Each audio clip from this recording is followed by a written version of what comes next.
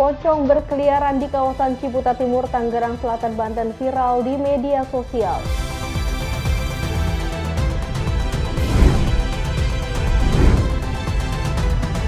Portugal menawarkan kisah tentang pertemuan sejarah, budaya, dan keindahan alam Atlantik.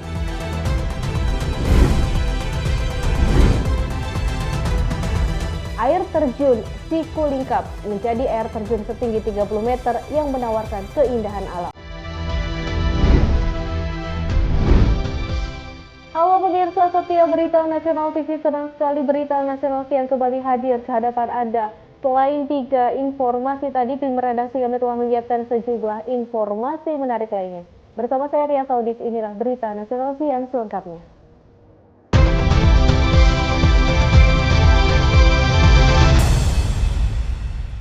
Pemirsa, Presiden Prabowo Subianto meninjau langsung panen raya udang di kawasan budidaya udang berbasis kawasan Kebumen, Jawa Tengah. Presiden optimis industri udang nasional dapat menjadi salah satu mesin pertumbuhan ekonomi dan penguat ekspor Indonesia.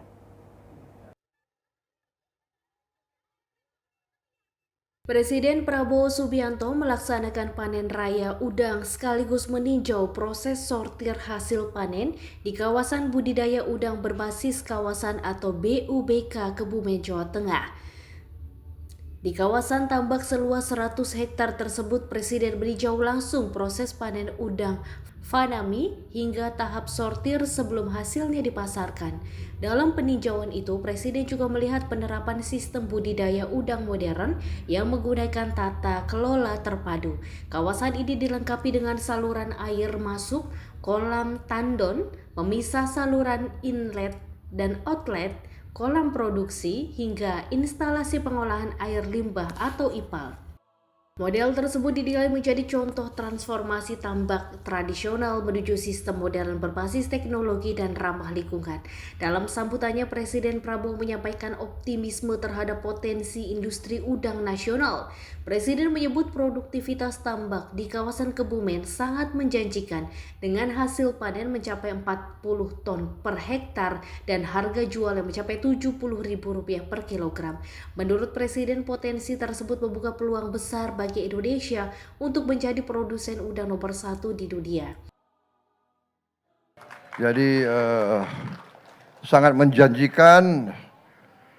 Tadi saya diberi laporan 1 hektar bisa menghasilkan 40 ton. Luar biasa, 40 ton ya. Berarti dan harganya sangat bagus. Harganya 70.000 per kilo. 70.000 per kilo. Berarti per ton 70 juta. Ya? 70 juta rupiah. Kawasan BUBK Kebumen saat ini memiliki 206 petak kolam dengan nilai produksi mencapai Rp67,2 miliar per siklus atau berpotensi berebus Rp134,4 miliar per tahun. Kehadiran kawasan budidaya modern ini juga memberikan dampak ekonomi bagi masyarakat dengan menyerap sekitar 650 tenaga kerja lokal. Presiden Prabowo menegaskan pemerintah saat ini juga tengah mengembangkan proyek serupa di Waingapu, Kabupaten Sumba Timur, Nusa Tenggara Timur dengan skala mencapai 2.000 hektar. Pemerintah memandang udang sebagai komoditas strategis nasional yang tidak hanya mendukung ketahanan pangan tapi juga menjadi potensi besar dalam meningkatkan daya saing ekspor dan pertumbuhan ekonomi nasional. Sementara itu, Ikatan Muslimah Indonesia atau IMII resmi melantik dan mengukuhkan 5 koordinator dan pengurus wilayah DKI Jakarta, Jawa Timur, Bali, Daerah Istimewa Yogyakarta, dan Sulawesi Tenggara pada Jumat 22 Mei 2026. Pelantikan ini menjadi langkah strategis dalam memperluas gerakan muslimah inspiratif untuk memperkuat dakwah, pemberdayaan, dan kontribusi sosial bagi masyarakat.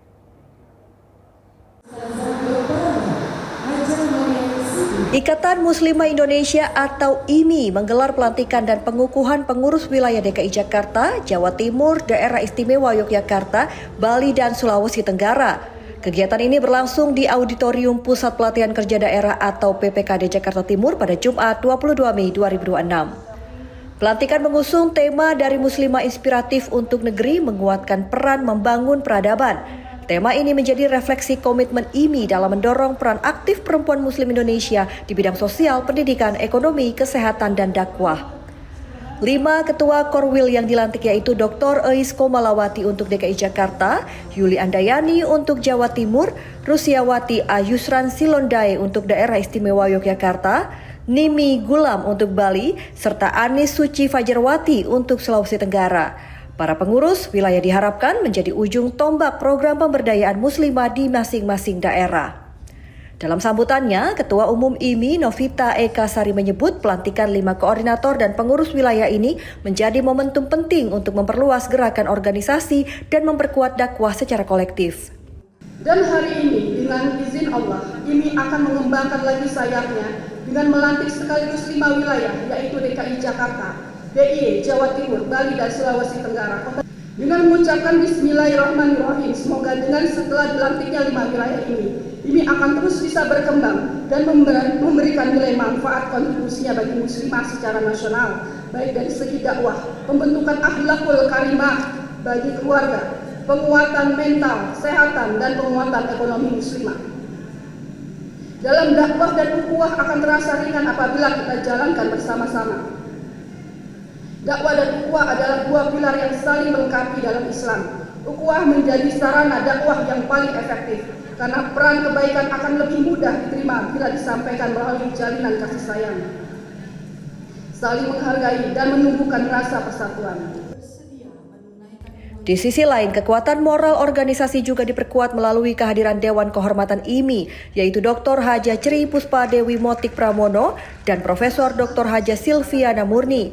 Keduanya dinilai memberikan inspirasi dan legitimasi moral bagi organisasi dalam menjalankan program pemberdayaan muslimah, penguatan kepemimpinan, serta peningkatan kualitas diri dan kemandirian perempuan. Di mana kita bersatu, salah satu organisasi yang baru muncul, tapi gerakannya udah 20 program. Tepuk tangan dong untuk ini. Dan luar biasa juga ibu-ibu yang jadi penasehat, yang jadi pengurus, yang jadi anggota semuanya. Ini kan hebat. Tapi yang pasti saya bangga karena yang menjadi ketua IMI DKI Jakarta ini adalah Wakil Rektor 1 Institut Setiami Ibu Dr. Eis Komalawati. Dengan langsung jaringannya zep beres. Saya mengandalkan beliau kalau urusan akademik karena beliau memang Wakil Rektor jurusan akademik. Rajin, teliti, tegas, dan dia filter saya. Jadi saya yakin dan bangga insya Allah IMI DKI Jakarta bisa jalan dengan baik, insya Allah. Sebagai organisasi nasional yang bersifat mandiri, nirlaba, non-pemerintah, dan non-politik, IMI berfokus pada pengembangan spiritualitas, pendidikan, kesehatan perempuan, ekonomi, dan kewirausahaan, hingga penguatan ketahanan keluarga berlandaskan nilai-nilai Islam, Pancasila, dan Undang-Undang Dasar 1945. Melalui pelantikan ini, IMI menargetkan penguatan sinergi antara pengurus pusat dan daerah agar program organisasi lebih dekat dengan kebutuhan masyarakat. Kehadiran pengurus wilayah baru diharapkan mampu menjadi motor penggerak dalam membangun masyarakat yang berdaya, sejahtera, dan berakhlak mulia. Restu Wulandari, Galuh Anggara, Berita Nasional TV. Pemirsa, Wakil Menteri Transmigrasi Viva Yoga Mauladi menyatakan siap memperjuangkan pupuk subsidi bagi petani karet rakyat. Hal itu disampaikan saat menghadiri rembuk dan musyawarah petani karet di Desa Sebuntal, Kecamatan Marangkayu, Kabupaten Kutai, Kertanegara, Kalimantan Timur. Wakil Menteri Transmigrasi Viva Yoga Mauladi mengatakan sekitar 90% petani karet di Indonesia merupakan petani rakyat. Karena itu pemerintah akan berupaya memperjuangkan agar petani karet agar bisa mendapatkan pupuk subsidi. Menurut Viva Yoga, saat ini komoditas karet belum masuk dalam daftar penerimaan pupuk subsidi karena keterbatasan anggaran pemerintah. Adapun pupuk subsidi selama ini lebih diprioritaskan untuk komoditas seperti padi, jagung, dan singkong. Meski demikian, pemerintah menilai upaya memperjuangkan subsidi pupuk bagi petani karet merupakan langkah yang tepat, sebab dukungan tersebut dinilai dapat meningkatkan produktivitas karet nasional dan memperkuat posisi Indonesia di pasar ekspor dunia. Ia juga berupaya meningkatkan hasil produksi petani karet melalui program peremajaan taman atau replanting, bantuan pupuk, pengendalian hama dan penyakit, hingga pelatihan teknik penyadapan yang lebih baik agar hasil lebih meningkat. Viva Yoga menegaskan petani karet memiliki peran penting dalam mendukung kebutuhan industri dan kehidupan masyarakat, termasuk dalam produksi ban kendaraan bermotor dan berbagai produk berbahan dasar karet. Memiliki tenaga, yang memiliki harapan, yang memiliki cita-cita untuk dapat merubah nasibnya agar lebih baik lagi. Dan pemerintah akan mendukung itu, akan melindungi itu secara policy dan akan mensupport agar semua program-program untuk kesejahteraan masyarakat bisa eskalatif terpenuhi. Dari Samarinda, Kalimantan Timur, Natasha Alko, Iqbal Taufik, Berita Nasional TV. Sementara itu, pemirsa, perselisihan kepengurusan dan dugaan penguasaan aset Yayasan Catur Arya Satya akhirnya dibawa ke Komisi 3 DPR RI setelah penyelesaian melalui jalur hukum dinilai belum memberikan kepastian. Sengketa yang berlangsung sejak tahun 2020 itu kini menjadi perhatian karena menyangkut kepengurusan dan aset yayasan yang memiliki nilai penting bagi umat Buddha setempat. Perwakilan umat Buddha Desa Jeluntung, Kabupaten Sambas, Kalimantan Barat melalui tim kuasa hukum resmi menyampaikan aduan ke Komisi 3 DPR RI terkait sengketa kepengurusan serta dugaan penguasaan aset Yayasan Catur Arya Satya. Aduan tersebut disampaikan melalui anggota Komisi 3 DPR RI fraksi PKB Abdullah sebagai upaya mencari penyelesaian atas konflik yang telah berlarut selama beberapa tahun. Permasalahan ini dinilai menjadi perhatian serius karena yayasan dan vihara yang terkait memiliki nilai sejarah sekaligus menjadi bagian dari warisan budaya dan kehidupan keagamaan umat Buddha di wilayah tersebut. Komisi 3 DPR RI melalui fraksi PKB berencana menelaah seluruh dokumen serta bukti yang diserahkan ke pihak pelapor sebelum melakukan koordinasi dan klarifikasi dengan aparat penegak hukum di daerah. Kita mendengarkan bahwa vihara ini sudah ratusan tahun berdiri dan terjadi konflik pemilikan perdata dan pidana. Perdata sudah dibenangkan semua oleh pengurusan yang sah, sekarang pidananya lahannya masih dikuasai oleh umat yang lain. Banyak hal di sini yang kita antisipasi. Yang pertama adalah konflik antar agama yang memang sangat bahaya untuk mengarah tersebut karena akan menuju ke sara. Kedua, yang akan dilakukan oleh kita Komisi 3, fraksi Pakatan Bangsa akan mempelajari dokumen-dokumen legalnya, apakah memang ada pembiaran yang terjadi di mitra kami. Kita sebagai pengawas dari mitra Komisi 3 adalah Kajati dan Kapolda, dan minta klarifikasinya. Insya Allah minggu depan setelah kita pelajari dokumennya, kita akan berkirim surat mitra kami ke Kapolda dan ke Kajati terkait perkara ini, kenapa berhenti. Sengketa ini disebut berawal dari penolakan pengurus lama untuk menyerahkan dokumen penting yayasan kepada pengurus baru yang diklaim telah terpilih secara sah. Konflik internal tersebut kemudian berkembang menjadi dugaan upaya penguasaan sejumlah aset milik yayasan sehingga memicu ketegangan di tengah komunitas umat Buddha setempat. Konflik yang terjadi itu adalah pada awalnya adalah konflik kepengurusan. Jadi pengurusan Yayasan Catur Arya Satya ini yang sudah terpilih, namun pengurus yang terdahulu tidak mau menyerahkan dokumen akta otentik yang dimiliki oleh yayasan, sehingga pada waktu itu dieskalasi ke pihak-pihak yang lain yang diduga punya niat untuk menguasai aset-aset tersebut, sehingga dalam prosesnya pihak-pihak yang punya kepentingan mendirikan yayasan baru dengan nama yang sama, yaitu Yayasan Catur Arya Satya ini, dan mereka memperpanjang hak pakai dari yayasan yang terdahulu. Nah, yayasan yang terdahulu itu Yayasan Catur Arya Satya ini, itu Yayasan Kelenteng Agama Buddha Sipuktong didirikan oleh biksu dan biksuni di tahun 1803. Jadi itu sebuah catatan sejarah yang tidak boleh terlupakan, sehingga umat-umat Buddha yang masih mempertahankan vihara ini berharap ini bisa dikembalikan ke umat Buddha. Dan mereka berharap yayasan ini bisa diurus seperti sedia kala, karena mereka juga mengalami berbagai kesulitan karena asetnya dikuasai oleh pihak lain. Mereka mengalami kesulitan. Melalui pengawasan Komisi 3 DPR RI, pihak pelapor berharap penyelesaian sengketa dapat dilakukan secara adil, transparan, serta mampu menjaga kondusivitas dan kerukunan umat beragama di Kalimantan Barat. Dari Sambas, Kalimantan Barat, Tim Liputan Berita Nasional TV. Pemirsa, usai jeda masih ada informasi menarik lainnya, jangan kemana-mana, tetaplah di Berita Nasional TV.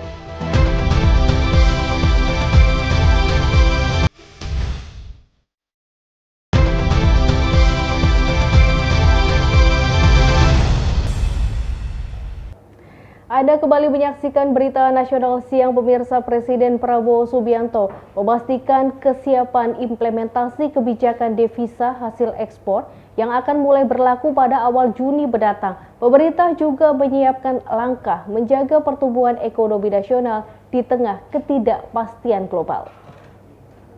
Pak Gubernur BI, Pak Menteri Keuangan, tadi melaporkan ke Bapak Presiden. Presiden Prabowo Subianto menggelar rapat bersama sejumlah Menteri Kabinet Merah Putih di Istana Merdeka, Jakarta, Kamis 21 Mei 2026.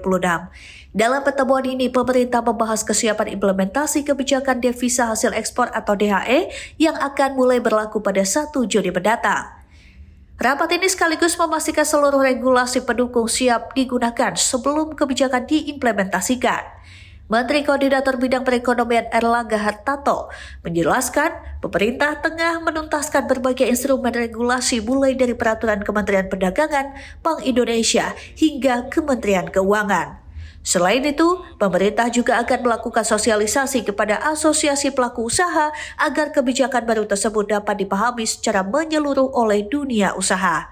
Pemerintah juga menyiapkan pelaksanaan ekspor komoditas strategis seperti crude palm oil atau CPO, batu bara, dan ferroalloy melalui PT Danantara Sumber Daya Indonesia. Meski demikian, Erlangga memastikan kegiatan ekspor tetap dilakukan oleh perusahaan-perusahaan yang selama ini sudah berjalan. Pemerintah meminta investor asing tetap tenang dan percaya terhadap arah kebijakan yang sedang dijalankan. Pelaksanaan devisa hasil ekspor yang berlangsung tanggal 1 Juni besok, dan juga pelaksanaan dari ekspor CPO, batu bara, dan ferroalloy yang dilaksanakan oleh PT Danantara Sumber Daya Indonesia.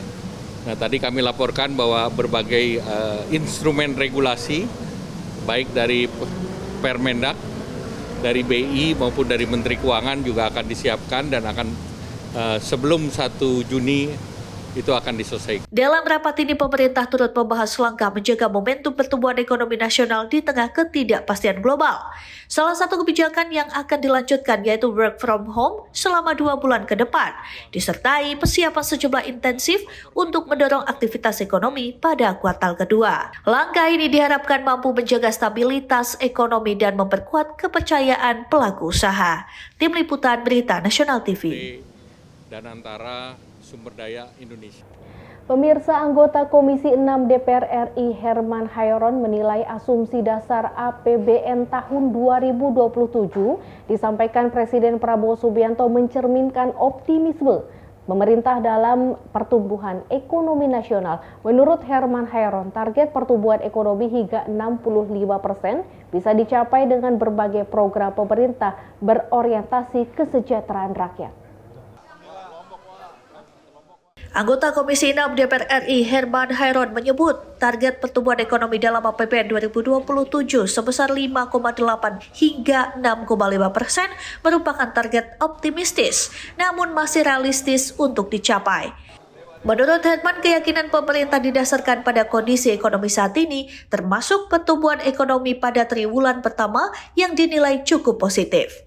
Herman menilai sejumlah program pemerintah akan mendorong pertumbuhan ekonomi nasional, di antaranya pembentukan BUMN pengelola ekspor satu pintu, program makan bergizi gratis atau MBG, hingga koperasi desa merah putih.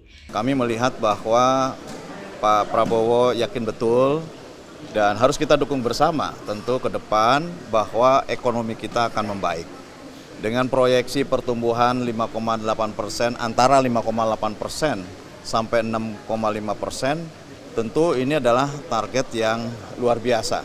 Yang saya kira ada keyakinan bahwa dengan berbagai indikator yang saat ini, tentu di triwulan pertama dengan pertumbuhan ekonomi 5,6%, ini ada optimisme bahwa 5,8 antara rentang 58 sampai ke 6,5 ini bisa dicapai. Herman menyebut peningkatan ekonomi masyarakat dibarengi penurunan beban hidup akan mendorong daya beli dan menjadi faktor penting pertumbuhan ekonomi nasional. Meski demikian, Herman mengakui masih ada tantangan global seperti fluktuasi nilai tukar rupiah, harga minyak dunia, dan konflik Timur Tengah. Namun, Herman optimistis pemerintah mampu menjaga stabilitas ekonomi nasional. Dari Jakarta, Natasha Alko, Ade Chandra Dewanata, Berita Nasional TV. Sementara itu puluhan ribu bobotoh tumpah ruah ke jalanan kota Bandung untuk merayakan kemenangan Persib Bandung sebagai juara Super League Indonesia 2026. Bobotoh datang secara bergelombang dari berbagai penjuru kota sesaat setelah pertandingan berakhir. Seperti inilah suasana euforia bobotoh usai Persib Bandung berhasil mengunci gelar juara Super League Indonesia 2026. Puluhan ribu pendukung Persib tumpah ruah ke jalanan kota Bandung dan menggelar konvoi pada Sabtu malam. Para bobotoh datang secara bergelombang dari berbagai penjuru kota sesaat setelah peluit panjang pertandingan berakhir. Mereka memadati ruas-ruas jalan sambil mengibarkan bendera, bernyanyi, dan mengumandangkan yel-yel. Konvoi bobotoh melintasi sejumlah jalan utama di kota Bandung, mulai dari kawasan Ciputra, Pusdai, Gasibu, Sulanjana, Dago, hingga Jalan Layang Pasupati. Sejumlah bobotoh juga menyalakan flare dan kembang api sambil beriringan menggunakan kendaraan roda 2. Aksi perayaan tersebut membuat arus lalu lintas di sejumlah titik pusat kota Bandung mengalami kepadatan bahkan macet total. Meski demikian, suasana perayaan tetap berlangsung meriah dan penuh antusiasme. Salah satu bobotoh mengaku sangat bahagia melihat tim kebanggaannya kembali meraih gelar juara Liga Indonesia. Dirinya berharap Persib Bandung mampu berprestasi dan berbicara banyak di kompetisi AFC mendatang.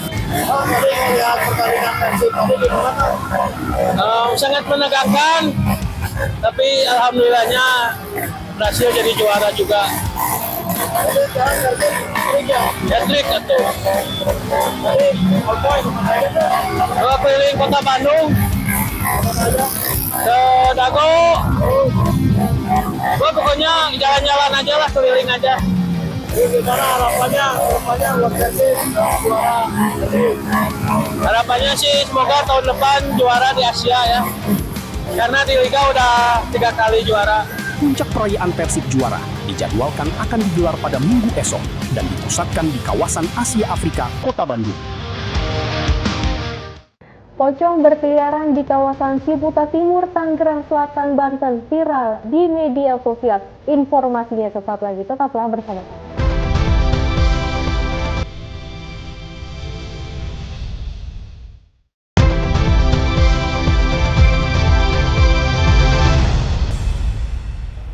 Terima kasih pemirsa, Anda masih menyaksikan Berita Nasional Siang. Seorang maling sepeda motor sport tertangkap basah korbannya saat mencongkel kunci stang di halaman parkir sebuah kafe kopi di Jalan Kemanggisan Raya Palmerah, Jakarta Barat. Sang maling beraksi di bawah pengaruh obat jenis tramadol dan terekam kamera pengintai CCTV.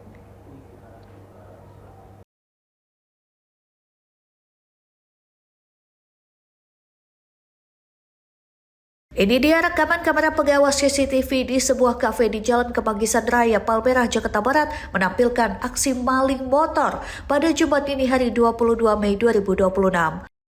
Terlihat seorang pelaku mencongkel sebuah sepeda motor sport terparkir di halaman kafe. Secara bersamaan pemilik motor menangkap basah pelaku hingga terlibat perkelahian.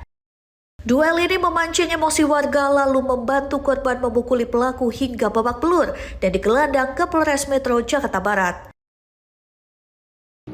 Kanit Resmo Polres Metro Jakarta Barat AKP George Ruben menerangkan hasil pemeriksaan diketahui pelaku sudah 10 kali mencuri sepeda motor di wilayah Jakarta.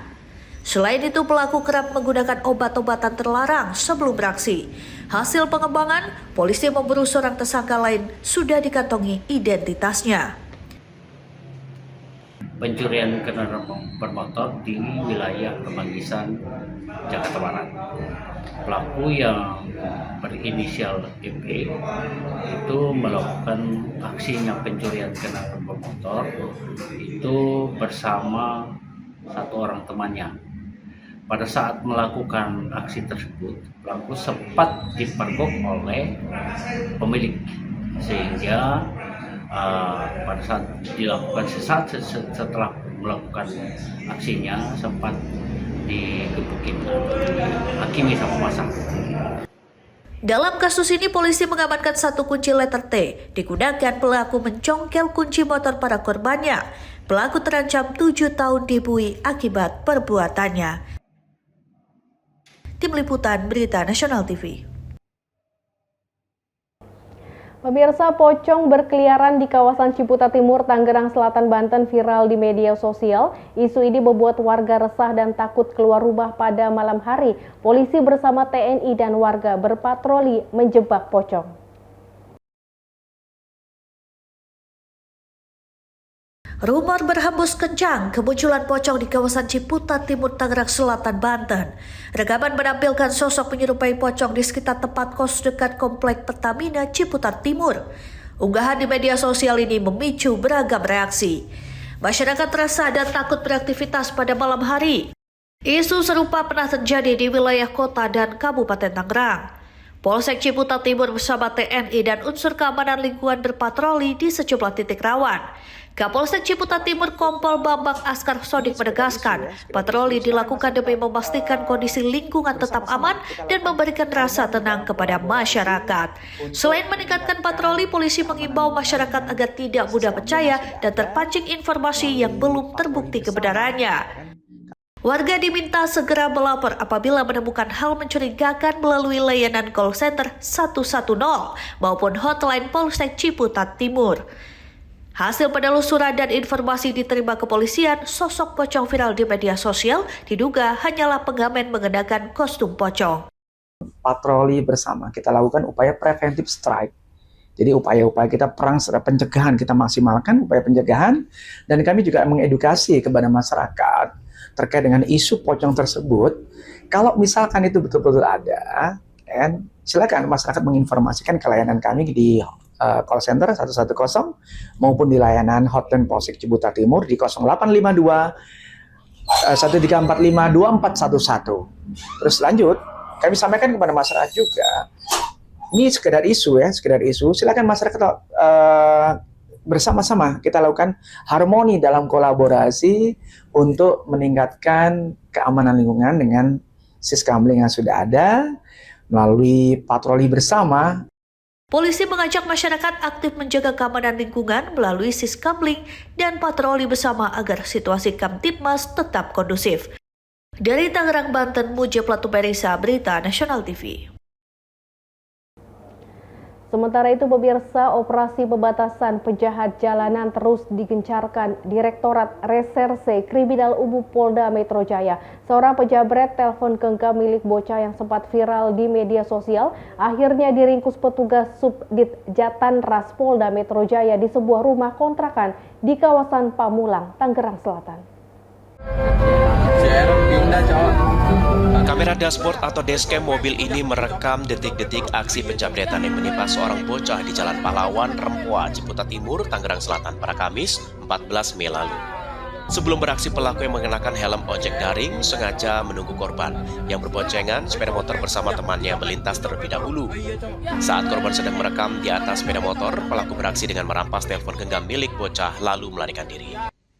Rekaman video yang sempat viral di media sosial ini kemudian diselidiki petugas Subdit Jatantras Polda Metro Jaya. Selasa malam kemarin, pelaku berinisial IH akhirnya diringkus di rumah kontrakannya di Jalan Mojair Bambu Apus, Pamulang, Tangerang Selatan. Pria warga Sukabumi Utara, Kebonjeruk, Jakarta Barat ini pun tak berkutik setelah petugas menyita helm dan pakaian yang dikenakan saat beraksi. Oleh petugas, pelaku kemudian digelandang ke Subdit Jatantras Polda Metro Jaya untuk diproses hukum. HP-nya diambil oleh pelaku. Dan tentunya ke depan juga kami tidak akan ragu-ragu untuk menegakkan hukum dan menjaga keselamatan, melindungi hak asasi manusia dan melindungi masyarakat masyarakat daerah ibu kota Jakarta. Kami akan lakukan tindakan tegas dan terukur. Operasi pemberantasan kejahatan jalanan digencarkan Polda Metro Jaya dengan membentuk tim khusus pemburu begal. Dalam 3 hari terakhir, sedikitnya 20 pelaku ditangkap di berbagai lokasi, dengan beberapa di antaranya terpaksa dilumpuhkan dengan timah panas di bagian kaki. Sementara itu, ponsel milik anak kecil yang dijamret di kawasan Ciputat, Tangerang Selatan, langsung dikembalikan ke orang tua korban. Theo Fandi, Berita Nasional TV. 2 pelaku begal bersenjata api yang sempat viral di media sosial berhasil ditangkap tim Direktorat Reserse Kriminal Umum Polda Metro Jaya. Petugas terpaksa melakukan tindakan tegas dan terukur karena kedua pelaku membawa senjata api saat akan ditangkap. Itu motor udah mau saya matiin, kan saya kontakin lagi. Direktorat Reserse Kriminal Umum Polda Metro Jaya kembali menangkap 2 pelaku begal yang sebelumnya viral di media sosial di Cikarang Info. Kedua tersangka berinisial JF dan AS diamankan oleh tim pemburu begal Polda Metro Jaya setelah diduga melakukan tindak pidana pencurian dengan kekerasan dan pencurian dengan pemberatan. Direktur Reserse Kriminal Umum Polda Metro Jaya, Kombes Pol Iman Imanuddin dalam keterangannya kepada wartawan pada Selasa malam mengatakan, saat proses penangkapan di wilayah Pasar Rebo, petugas mendapati kedua pelaku membawa senjata api. Demi menjaga keselamatan masyarakat dan petugas di lapangan, polisi melakukan tindakan tegas dan terukur terhadap para pelaku. Berdasarkan hasil pemeriksaan sementara, kedua pelaku diduga sudah 6 kali beraksi di sejumlah titik di wilayah Jakarta Timur dan Bekasi. Polisi kini masih mengembangkan jaringan pelaku untuk mengungkap keterlibatan pihak lain dalam aksi kejahatan tersebut. Atas perbuatannya, kedua tersangka dijerat pasal 477, pasal 479, dan pasal 306 dengan ancaman hukuman hingga 15 tahun penjara. Polda Metro Jaya juga menyebut keberhasilan penangkapan ini tak lepas dari peran Poskampling dan aktivis media sosial yang memberikan informasi cepat terkait gangguan keamanan di wilayah Jakarta dan sekitarnya. Cikarang Info yang bersangkutan sudah diamankan oleh tim dari Direktorat Reserse Kriminal Umum Polda Metro Jaya karena telah melakukan tindak pidana pencurian dengan kekerasan maupun pencurian dengan pemberatan. Tim Liputan, Berita Nasional TV. Pemirsa, informasi tadi sekaligus menutup jumpa kita kali ini. Akhir kata, saya Ria Saudis mewakili segenap kru yang bertugas pamit undur diri. Terima kasih, sampai jumpa dan selamat kembali beraktivitas.